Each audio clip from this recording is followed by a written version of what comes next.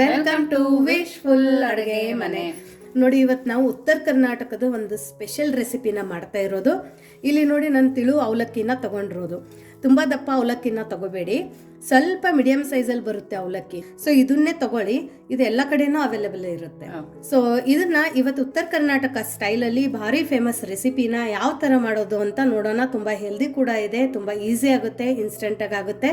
ಮಕ್ಕಳಿಗೆ lunch box. ಇನ್ನೊಂದಂದರೆ ಮನೆಯಲ್ಲಿ ಇರೋವಂಥ ಇಂಗ್ರೀಡಿಯೆಂಟ್ಸ್ನೇ ಬಳಸಿಬಿಟ್ಟು ಮಾಡೋವಂಥ ಒಂದು ಡಿಫ್ರೆಂಟು, ಯುನೀಕು ಮತ್ತು ಉತ್ತರ ಕರ್ನಾಟಕ ಸ್ಪೆಷಲ್ ರೆಸಿಪಿನ ಯಾವ ಥರ ಮಾಡೋದು ಅಂತ ನೋಡೋಣ ಬನ್ನಿ. ಮೀಡಿಯಂ ಅವಲಕ್ಕಿ ಅಂತ ಕೇಳಿದ್ರೆ ಕೊಡ್ತಾರಾ? ಹಾಂ, ಹೌದು, ಕೊಡ್ತಾರೆ. ನೋಡಿ, ಇಲ್ಲೊಂದು ಮಿಕ್ಸಿ ಜಾರನ್ನು ತಗೊಂಡು ಫಸ್ಟ್ ಇದ್ರೊಳಗಡೆ ನಾವು 1/4 ಕಪ್ ಅಷ್ಟು ಹುರ್ಗಡ್ಲೆನ ಹಾಕೊಳ್ಳೋಣ. ಇಷ್ಟೇ ಹುರ್ಗಡ್ಲೆ ಸಾಕು. ಹುರಿದಿರೋದು ಹುರ್ಗಡ್ಲೆ ಅಂತೀವಲ್ಲ, ಇದಕ್ಕೆ ನಾವು ಫುಟಾಣಿ ಅಂತೀವಿ, ಕಡ್ಲೆ. ಸೊ ಇದನ್ನ ನಾವು ಒಂದ್ ಸ್ವಲ್ಪ ಮಿಕ್ಸಿಯಲ್ಲಿ ನೀರ್ ಹಾಕದೇನೆ ಪುಡಿ ಮಾಡ್ಕೊಂಡು ಬರ್ಬೇಕು. ತರಿಯಾಗಿ ಪುಡಿ ಮಾಡಬೇಕು. ಹೌದು. ಸೊ ನೋಡಿ, ಈ ತರ ಪುಡಿ ಮಾಡ್ಕೊಂಡು ಬಂದಿರೋದು. ತುಂಬಾ ಫೈನ್ ಆಗಿನೂ ಇರಬಾರ್ದು, ತುಂಬಾ ತರಿಯಾಗಿನೂ ಇರಬಾರ್ದು. ಈ ತರ ಮಾಡ್ಕೋಬೇಕು. ಈ ತರ ಹಾಕೊಳ್ಳೋದ್ರಿಂದ ಏನಾಗುತ್ತೆ ಅಂತ ನಾನು ನೆಕ್ಸ್ಟ್ ನಿಮ್ಗೆ ಹೇಳ್ತೀನಿ.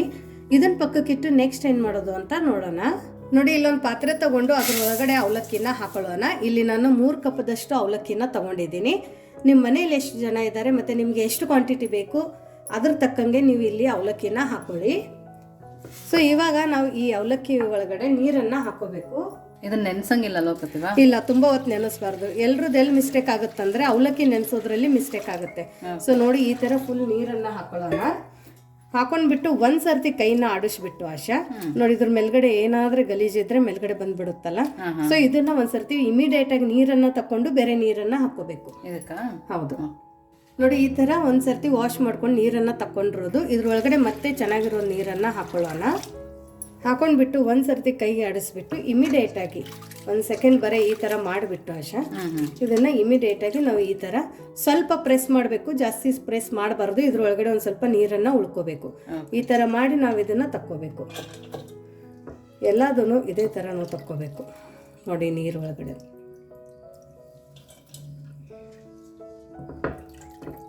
ಜಾಸ್ತಿ ಹಾರ್ಡಾಗಿ ಪ್ರೆಸ್ ಮಾಡಬೇಡಿ. ಇದನ್ನ ಜಾಸ್ತಿ ನೆನ್ಸಂಗೆ ಇಲ್ಲ, ಬರೀ ತೊಳ್ಕೊಳ್ಳೋದಷ್ಟೇ. ಅಷ್ಟೇ. ಸೊ ನೋಡಿ, ಎಲ್ಲದನ್ನು ನೀರಿಂದ ನಾನು ಈ ಥರ ತಗೊಂಡು ಬಂದಿದ್ದೀನಿ.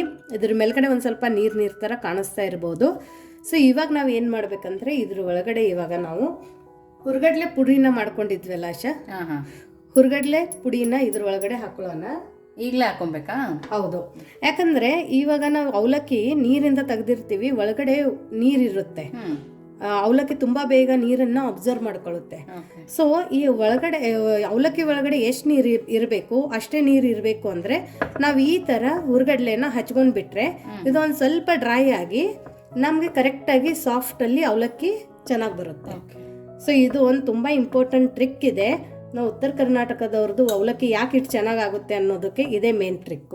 ತುಂಬಾ ಜನ ಕೇಳಿದ್ರು ಅವಲಕ್ಕಿ ರೆಸಿಪಿ ಮಾಡಿ ಮಾಡಿ ಅಂತ. ಹೌದು. ಸೊ ನೋಡಿ, ಇವಾಗ ಇದು ಹುರ್ಗಡ್ಲೆ ಪುಡಿ ಹೆಚ್ಚಿದ ನಂತರ ಈ ಥರ ಆಗುತ್ತೆ ಅವಲಕ್ಕಿ. ಆಮೇಲೆ ನಮ್ದು ಒಗ್ಗರಣೆ ಎಲ್ಲ ಆಗೋ ತನಕ ಇನ್ನೂ ಬಿಡ ಆಗಿ ತುಂಬ ಚೆನ್ನಾಗಾಗುತ್ತೆ. ಇದನ್ನ ಪಕ್ಕಕ್ಕಿಟ್ಟು ನೆಕ್ಸ್ಟ್ ಏನು ಮಾಡೋದು ಅಂತ ನೋಡೋಣ ಬನ್ನಿ. ನೋಡಿ, ಇಲ್ಲೊಂದು ಪಾತ್ರೆನ ಇಟ್ಕೊಂಡಿರೋದು. ಇದ್ರೊಳಗಡೆ ಸ್ವಲ್ಪ ಎಣ್ಣೆನ ಹಾಕೊಳ್ಳೋಣ. ಎಷ್ಟೆಣ್ಣೆ ಹಾಕೋಬೇಕು? ಅವಲಕ್ಕಿಗೆ ಆಶಾ ಒಂದು ಸ್ವಲ್ಪ ಎಣ್ಣೆ ಜಾಸ್ತಿ ಬೇಕಾಗುತ್ತೆ. ನೀವು ಕಡಿಮೆ ಎಣ್ಣೆಯಲ್ಲಿ ಅವಲಕ್ಕಿ ಮಾಡ್ತೀನಿ ಅಂದರೆ ನಿಮಗೆ ಟೇಸ್ಟ್ ಚೆನ್ನಾಗಿ ಬರಲ್ಲ. ಅವಲಕ್ಕಿ ಆಗಲಿ ಉಪ್ಪಿಟ್ಟಾಗಲಿ ಅದಕ್ಕೊಂದು ಸ್ವಲ್ಪ ಎಣ್ಣೆನ ಜಾಸ್ತಿ ಹಾಕಿದ್ರೆ ಅದ್ರ ರುಚಿ ಕರೆಕ್ಟಾಗಿ ಬರುತ್ತೆ.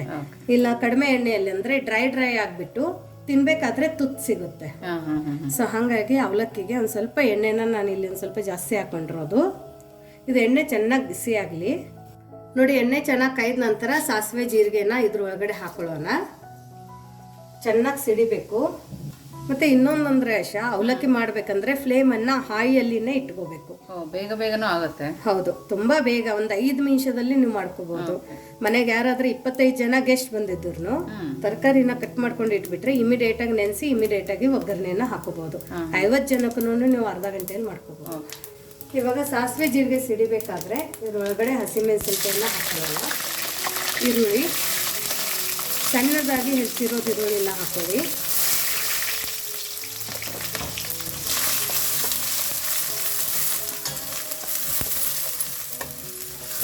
ಫ್ಲೇಮನ್ನು ಹಾಯಲ್ಲಿನೇ ಇಟ್ಕೊಂಡಿರೋದು. ದಪ್ಪ ತಳ ಇರೋ ಪಾತ್ರೆನೇ ತಗೊಳ್ಳಿ.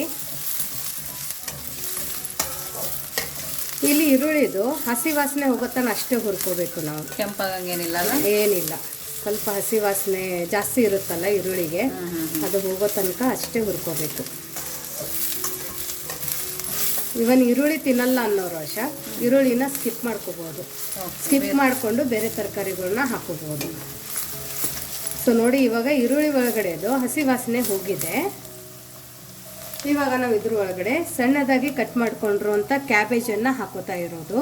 ಎಲೆಕೋಸು. ಹೌದು, ಸ್ವಲ್ಪ ಸಣ್ಣದಾಗಿ ಕಟ್ ಮಾಡ್ಕೊಂಡಿರುವಂಥ ಕ್ಯಾರೆಟು, ಗಜರೆಕಾಯಿ, ಅದ್ರ ಜೊತೆನೇ ಇಲ್ಲಿ ನಾನು ಟೊಮೆಟೊ ಕೂಡ ಹಾಕೋತಾ ಇದ್ದೀನಿ, ಸಣ್ಣದಾಗಿ ಹೆಚ್ಕೊಂಡಿರುವಂಥದ್ದು. ಸೊ ನೋಡಿ, ಇಷ್ಟೆಲ್ಲ ತರಕಾರಿ ಹಾಕಿ ಮಾಡ್ತಾ ಇದ್ದೀನಿ. ನಮ್ಗೆ ಬೇಡ ಬರೀ ಈರುಳ್ಳಿಯಲ್ಲಿ ಮಾಡ್ಕೋತೀವಿ ಅಂದ್ರೂ ಬರೀ ಈರುಳ್ಳಿಯಲ್ಲಿನೂ ಕೂಡ ಈ ರೆಸಿಪಿ ಆಗುತ್ತೆ. ಈರುಳ್ಳಿ ತಿನ್ನಲ್ಲ ಅನ್ನೋರು ಈ ಮಿಕ್ಕಿರೋದೆಲ್ಲ ತರಕಾರಿನೂ ಹಾಕೋಬೋದು. ಇದಕ್ಕೇನೆ ಒಂದು ಸ್ವಲ್ಪ ಸಣ್ಣದಾಗಿ ಕಟ್ ಮಾಡ್ಕೊಂಡಿರೋಂಥ ಕ್ಯಾಪ್ಸಿಕಮ್, ಹಸಿ ಬಟಾಣಿ, ಕರಿಬೇವು, ನೋಡಿ ಹುರಿದಿರೋದು ಕಡಲೆ ಬೀಜನ ಹಾಕೋತಾ ಇರೋದು, ಹುರ್ಗಡ್ಲೆ, ಇಷ್ಟನ್ನು ಹಾಕ್ಕೊಂಡು ನಾವು ಹೈ ಫ್ಲೇಮಲ್ಲಿ ಒಂದು 2ರಿಂದ 3 ನಿಮಿಷ ಹುರ್ಕೋಬೇಕು. ಓಕೆ. ಇದು ಎಣ್ಣೆನಲ್ಲೇ ಬೇಯಬೇಕು ಎಲ್ಲ ತರಕಾರಿ? ಎಲ್ಲ ಎಣ್ಣೆಯಲ್ಲಿನೇ ಬೇಯಬೇಕು. ನೋಡಿ, ತರಕಾರಿ ಎಲ್ಲ ಹಾಕಿದ ನಂತರ ಚೆನ್ನಾಗಿ ಎಣ್ಣೆ ಹತ್ತಿರಬೇಕು ತರಕಾರಿಗೆ. ತುಂಬ ತೇಲೋಂಗೂ ಎಣ್ಣೆ ಹಾಕಬೇಡಿ, ಜಸ್ಟ್ ತರಕಾರಿಗೆ ಚೆನ್ನಾಗಿ ಮಿಕ್ಸ್ ಆಗಿರ್ಬೇಕು ಎಣ್ಣೆ. ಮತ್ತು ಇನ್ನೊಂದಂದರೆ ಎಣ್ಣೆ ಜಾಸ್ತಿ ಹಾಕೊಂಡ್ರೆ ಅವಲಕ್ಕಿ ಬೇಗ ಅಬ್ಸರ್ವ್ ಮಾಡ್ಕೊಳ್ಳುತ್ತೆ. ಸೊ ಇದೊಂದು ಸ್ವಲ್ಪ ಇನ್ನೂ ಬೇಗ ಬೇಯಲಿ ಅಂತೀವಿ ಅಷ್ಟೇ. ಇದ್ರ ಒಳಗಡೆ ಸ್ವಲ್ಪ ಉಪ್ಪನ್ನು ಹಾಕ್ಕೊಂಡು ಬೇಯಿಸ್ಕೊಳ್ಳೋಣ, ಇದರಿಂದ ತರಕಾರಿಗೂ ರುಚಿ ಜಾಸ್ತಿ ಆಗುತ್ತೆ, ಬೇಗನೂ ಬೇಯುತ್ತೆ. ಹೌದು. ಇವಾಗ ನಾನು ಇಲ್ಲಿ ಸ್ವಲ್ಪನೇ ಹಾಕ್ಕೊಂಡಿದ್ದೀನಿ ತರಕಾರಿ ಬೇಯುವಷ್ಟು. ಆಮೇಲೆ ಅವಲಕ್ಕಿ ಹಾಕಿದ ನಂತರ ನಿಮ್ಗೆ ಬೇಕಂದರೆ ನೋಡಿಬಿಟ್ಟು ಹಾಕೋಬೋದು. ಇದನ್ನು ಉತ್ತರ ಕರ್ನಾಟಕದ ಸೈಡ್ ಆಶಾ ತರಕಾರಿ ಹಾಕಲ್ಲ ನಾವು ಯೂಶ್ವಲಿ, ಬಟ್ ಮಕ್ಕಳಿಗೆ ಈ ನಡುವೆ ಹೆಲ್ದಿ ಬೇಕಲ್ಲ, ಹಂಗಾಗ್ಬಿಟ್ಟು ಎಲ್ಲ ತರಕಾರಿನ ಹಾಕಿಬಿಟ್ಟು ಮಾಡ್ತಾ ಇರೋದು. ಇಲ್ಲಾಂದರೆ ಬರೀ ಈರುಳ್ಳಿ ಮತ್ತು ಹಸಿಮೆಣಸಿನ್ಕಾಯಲ್ಲಿನೂ ಮಾಡ್ಕೋಬೋದು. ಬಟ್ ಎಲ್ಲ ತರಕಾರಿ ಹಾಕೋದ್ರಿಂದ ಟೇಸ್ಟ್ ಕೂಡ ಚೆನ್ನಾಗಿರುತ್ತೆ, ತುಂಬ ಚೆನ್ನಾಗಿ ಬರುತ್ತೆ ಟೇಸ್ಟ್. ಮಕ್ಕಳಿಗೆ ಲಂಚ್ ಬಾಕ್ಸಿಗೂ ಹಾಕ್ಕೊಟ್ರೆ ಮಧ್ಯಾಹ್ನ ಹೊತ್ತೂ ಡ್ರೈ ಆಗಲ್ಲ, ಅಷ್ಟೇ ಸಾಫ್ಟಾಗಿ ಚೆನ್ನಾಗಿರುತ್ತೆ. ನೀವು ಬೇಕಂದರೆ ಮೊಸರು ಜೊತೆನೂ ತಿನ್ಕೋಬೋದು. ಸೊ ಇದನ್ನು ಚೆನ್ನಾಗಿ ಹುರ್ಕೊಂಡು ಬರೋಣ ಒಂದು 2ರಿಂದ 3 ನಿಮಿಷ. ಸೊ ನೋಡಿ, ಇಷ್ಟು ಚೆನ್ನಾಗಿದ್ರದ್ದೆಲ್ಲ ಹಸಿ ವಾಸನೆ ಹೋಗಿ ತುಂಬ ಚೆನ್ನಾಗಿ ಬೈದಿದೆ ಅಷ್ಟೇ ಇದು ತರಕಾರಿ ಎಣ್ಣೆಯಲ್ಲಿ. ಇವಾಗ ಫ್ಲೇಮನ್ನು ಲೋಲಿ ಮಾಡ್ಕೊಳ್ಳೋಣ. ಲೋ ಫ್ಲೇಮಲ್ಲಿ ಇಟ್ಕೊಂಡು ಇದ್ರೊಳಗಡೆ ಇವಾಗ ಕಲರಕ್ಕೆ ಒಂದು ಸ್ವಲ್ಪ ಅರಿಶಿಣದ ಪುಡಿನ ಹಾಕೊಳ್ಳೋಣ. ಹಾಕ್ಕೊಂಡು 1 ನಿಮಿಷ ಮಿಕ್ಸ್ ಮಾಡ್ಕೊಳ್ಳೋಣ. ಅರಿಶಿಣದ ಪುಡಿ ಹಾಕಬೇಕಾದ್ರೆ ಫ್ಲೇಮನ್ನು ಲೋ ಅಲ್ಲಿನೇ ಮಾಡ್ಕೊಳ್ಳಿ. ಇವಾಗ ಇದು ಒಂದು ಸ್ವಲ್ಪ ಈ ಥರ ಸ್ಪ್ರೆಡ್ ಮಾಡಿಬಿಟ್ಟು ಇವಾಗ ಇದ್ರೊಳಗಡೆ ನಾವು ನೆನೆಸಿರೋದು ಅವಲಕ್ಕಿನ ಹಾಕ್ಕೊಳ್ಳೋಣ. ನೋಡಿ ಎಷ್ಟು ಉದುರಾಗಿ ಎಷ್ಟು ಚೆನ್ನಾಗಿ ಬಂದಿದೆ ಅಂತ. ಸ್ವಲ್ಪನೂ ನೀರಿಲ್ಲ ನೋಡಿ ಇವಾಗ. ಹೌದು, ಇದನ್ನು ಹಾಕ್ಕೊಂಡು ಆಶಾ ಒಂದು ಸರ್ತಿ ಹಿಂಗೆ ಕೈನ ಆಡಿಸ್ಬೇಕು. ಈ ಥರ ಕೈ ಆಡಿಸೋದ್ರಿಂದ ಒಳಗಡೆ ಎಲ್ಲಾದರೆ ಗಂಟಿದ್ರೆ ತುಂಬ ಬೇಗ ಬಿಚ್ಕೊಂಡು ಬಿಡುತ್ತೆ. ನೋಡಿ, 1 ಗಂಟೆ. ಇವಾಗ ಇದಕ್ಕೇನೆ ಸ್ವಲ್ಪ ಕೊತ್ತಂಬರಿ ಸೊಪ್ಪನ್ನು ಹಾಕ್ಕೊಳ್ಳೋಣ. ಇದಕ್ಕೆ 1 ಸ್ಪೂನಷ್ಟು ಸಕ್ಕರೆನ ಹಾಕ್ಕೊಳ್ಳೋಣ. ನೀವು ಸಕ್ಕರೆ ಹಾಕಿಲ್ಲ ಅಂದರೆ ನಿಮ್ದು ಅವಲಕ್ಕಿ ಅಷ್ಟು ಅಥೆಂಟಿಕ್ ಟೇಸ್ಟ್ ಕೊಡಲ್ಲ. ಆಮೇಲೆ ನಾನು ಇನ್ನೊಂದು ಸ್ವಲ್ಪ ಉಪ್ಪನ್ನು ಹಾಕೋತೀನಿ, ಯಾಕಂದರೆ ನಾನು ತರಕಾರಿಗೆ ಎಷ್ಟು ಬೇಕೋ ಅಷ್ಟೇ ಹಾಕ್ಕೊಂಡಿದ್ದೆ. ಇವಾಗ ಫ್ಲೇಮನ್ನು ಮೀಡಿಯಮಲ್ಲಿ ಇಟ್ಕೊಂಡು ಇದನ್ನು ನಾವು ನೀಟಾಗಿ ಮಿಕ್ಸ್ ಮಾಡ್ಕೋಬೇಕು. ಈ ಥರ